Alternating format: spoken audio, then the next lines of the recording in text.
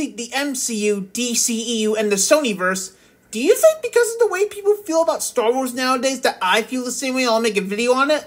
You know, I'm gonna do something for a change. I still care for Star Wars. It's riot time!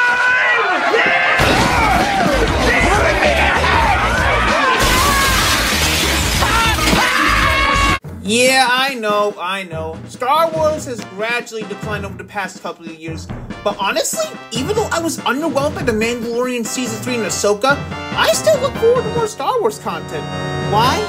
I'll give you a couple of reasons. The schedule for these shows are pretty good.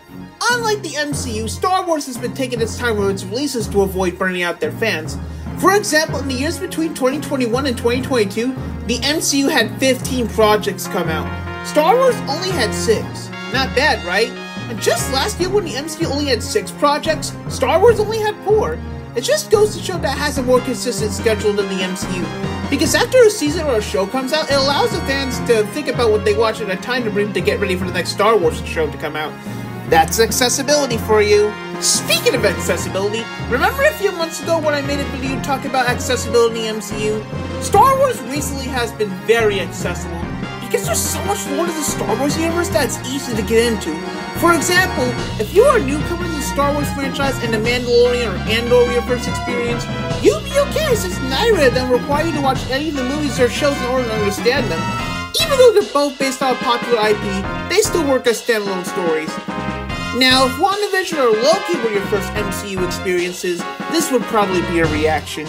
I don't feel the lack. It's all I've ever known. Because most of the shows and movies take place in different timelines, it's easy to get into since they're all in chronological order. So wherever you start is totally acceptable because they're all standalone stories. I only know a little bit about Rebels when I watched Ahsoka, but I didn't need to watch all of it in order to enjoy parts of the show. It was such a good reintroduction to the characters from it though, and not every movie or show needs to be watched in order to enjoy the franchise. So that means you don't have to watch The Acolyte at all. It literally takes place before Phantom Menace, so you don't have to worry about it. I've seen a lot of hate for The Acolyte, and honestly, it doesn't look that bad. Besides, we literally just had Megamind 2! The Acolyte looks good compared to that! I can no longer call myself Minion, so Megamind gave me a new name. Old Chum.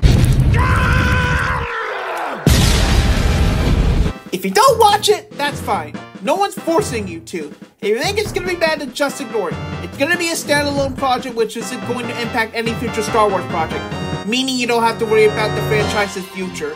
Got it? Good. Oh, and one more thing. If you're gonna go after Leslie Headland because this is her first Star Wars project... Hey guys, give her a chance, alright? And honestly, that's about it. Even if some projects in the future turn out to be good or bad, I honestly have no complaints about Star Wars still sticking around in the future.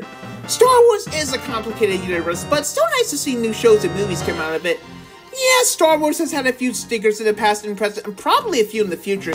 But hey, a bad Star Wars project is better than no project at all. But what do you guys think? Do you still look forward to Star Wars content, or are you getting a bit sick of it? Let me know in the comments below, and I'll see you in the next video.